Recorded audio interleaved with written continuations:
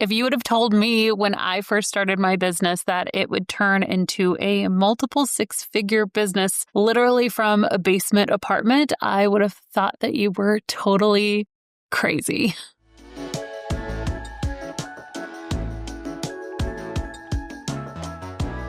I'm Abbey Ashley, founder of The Virtual Savvy, and in this video, I'm going to share with you how I was able to turn my skills, my everyday skills as a stay-at-home mom, into a six-figure virtual assistant business. And I'm going to break it down for you step by step so that you can do the same thing. If you are new to my channel, I'm Abbey Ashley, and I teach people how to start online freelancing businesses. If that's something you're interested in, make sure that you subscribe and click the bell to be notified every time I release new content. Now, I usually have a fancy studio set up, and today I'm literally just at like a little corner desk. I haven't even really decorated my office yet, but I had this burning feeling that I wanted to create this video for you. And I said, you know what, design or not, if it looks great, if you can see, and I don't know if it's going to show up backwards, I'm going to do this because one of the main things that really helped me starting out in my virtual assistant business when I was deciding to become my own boss, didn't even dream of 6 or 7 figures, is that I embraced action over perfection. It's actually become one of the core values at my company now, is that we choose action over perfection. And that means that sometimes you're going to have to be okay with releasing a non-polished product. So if you check out my other videos, they're going to be more polished, but this was intentional today, kind of.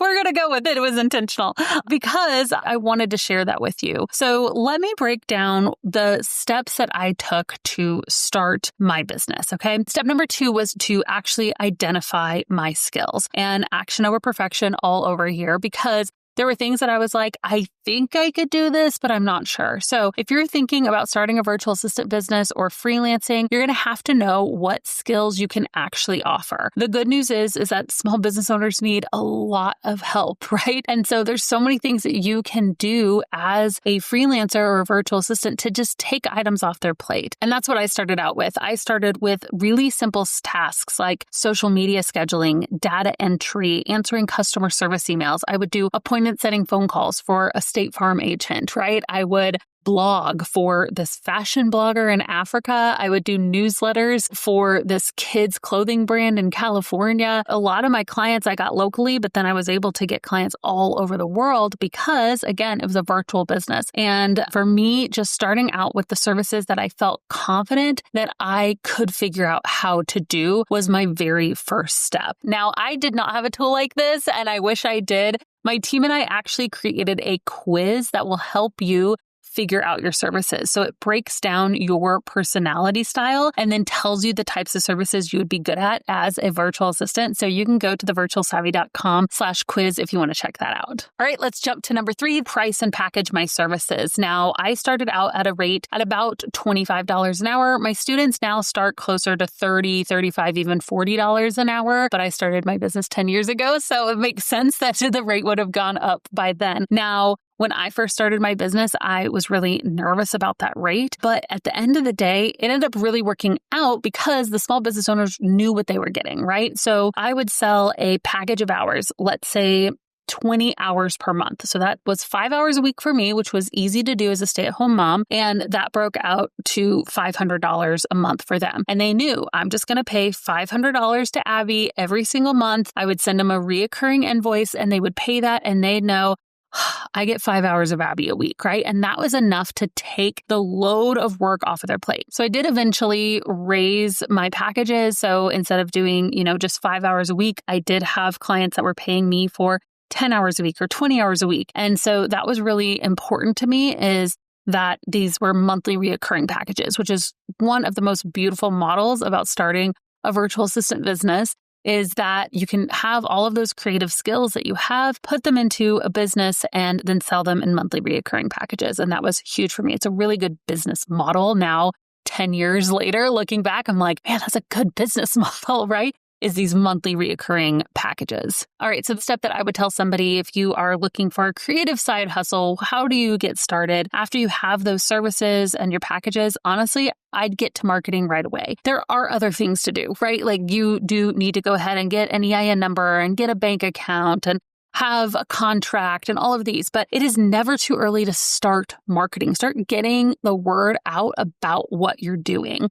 The faster you get the marketing ball rolling, the better. I think of it sometimes like a big hill. So I'm like climbing, and you're pushing like a boulder up this hill. And that's what getting your first client can feel like. Like it can feel really hard and heavy. And am I ever going to make it to the top? Am I ever going to get that first client, right? But the earlier you can start, the more you can keep going. Embrace action over perfection. So you have momentum. You're actually moving forward. The earlier you can do it, the better. And part of the reason for that is that if somebody says, hey, yes, I'm interested, let's book a call, then you all of a sudden have to figure out how to do discovery calls, right? And so there's something about just getting yourself out there and doing action over perfection and telling people about your business ahead of time, even before you're ready, that I think is so vital to success. And I think why and how I was able to scale so quickly is that I just wasn't shy. I just got out there and just started telling people. I told friends and family. I went to networking events. I started applying for jobs online even before I was fully ready. I joined sites like Upwork and Fiverr, and I really started putting myself out there, even if I didn't know fully what I was doing. And I think that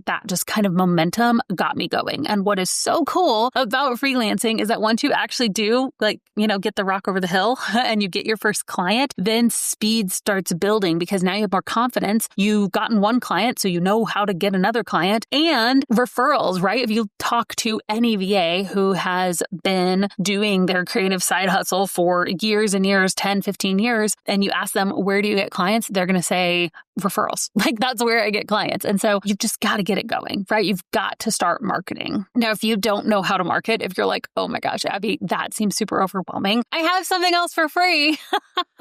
It's called the Become a Booked Out Virtual Assistant. It's a free training, 60 minutes long, and I dive into marketing. I literally go into what actually helped me get my very first clients when I was starting out, and I go through the step-by-step on how I did it. So you can check that webinar out below. Here's the link to it. That's going to really share with you what you can do to start getting yourself out there ASAP. All right. And then step number 5 is kind of where I house the rest of the to-do items, right? So your business structure. This is everything from getting an EIN number. This is what you'll need, at least in the United States, to do business. Opening up a bank account, getting a contract, which my team and I have a contract that we worked with an attorney to create. This is the same contract I used back in the day, and it was super helpful just to be completely legal.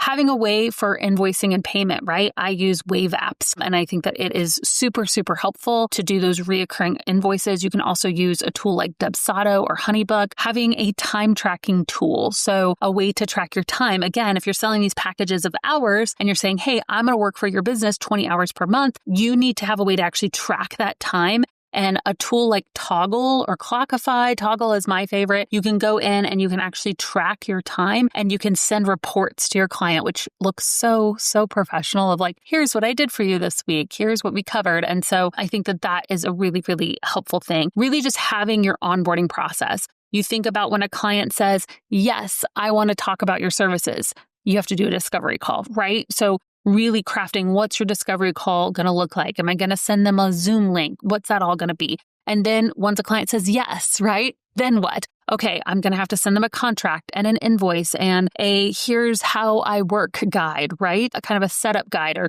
we call it an onboarding meeting here at the Virtual Savvy. So you need all of those ducks in a row. And that's kind of the 5th step, which is a lot of little steps really, is just get the rest of your business ducks in a row. And that's super helpful if you are going to be starting a business. If you don't know what all of the ducks are, and really went all in on this duck theme, we'll just go with it. If you don't know what all of the ducks are, you can check out my virtual assistant checklist and starter kit, virtualsavvy.com/checklist. And that's going to just line up for you exactly step by step what you have to do to start this business so that you don't miss a step. Okay. So again, I shared that I started this business. So I started it in 2015, and I had no idea what would happen next. I started telling people about my services. I was able to book my first client within just a couple weeks of launching. And then I actually sold out my services at the 1-month mark. So I was actually a new mom. I had a 1-year-old and I was pregnant. I know it's crazy. But I was a new mom with another kid on the way, and I only had about 15 hours per week to work. So what happened is I booked out my services really, really quickly because I only had 15 hours a week to work. So what I then did is I actually started getting my friends to start with the work because I had more clients that wanted to work with me. I loved marketing and I kept getting myself out there. I didn't stop. And so all of a sudden I had more work than I could even handle, which was awesome because then I started being able to pay my friends. So at that time I was making $25 an hour. I raised my rate really quickly to $30. And then I was paying my friends $12 to $15 an hour to work from home, not have to seek clients. And I would just give them the work. They'd give it back to me. I'd check it and send it on to my clients. And so this is how I was able to build a multiple six-figure business from my basement apartment, is because I actually had a team helping me as well. It didn't start out that way. It started out just with me, but once I maxed out on my client work, I said, hey, let's just keep going. And so it was really easily able to scale from there. And that's what's cool about virtual assistants as well, not just as a recurring revenue, but it really is a scalable model, right? So once you are done with your client load, you can build a team and continue building it. And that's where $10,000 months was not hard to get to because I had a team that was able to do the work for me. So I was able to never really work more than 15 hours a week while I'm having this six-figure business because I had a team that was helping me with the work. And that was a really cool feeling. I remember once my son was born, I had him in the stroller and I'm pushing my now 2-year-old on the swing, and I looked down on my phone and I had an invoice that had just gotten paid. And I'm like, I didn't even do most of the work for that invoice. I got the client, but I didn't actually physically do the VA work. And so I'm like, I just got paid while pushing my kid on the swing, for work that I didn't do. And that was like an aha moment for me.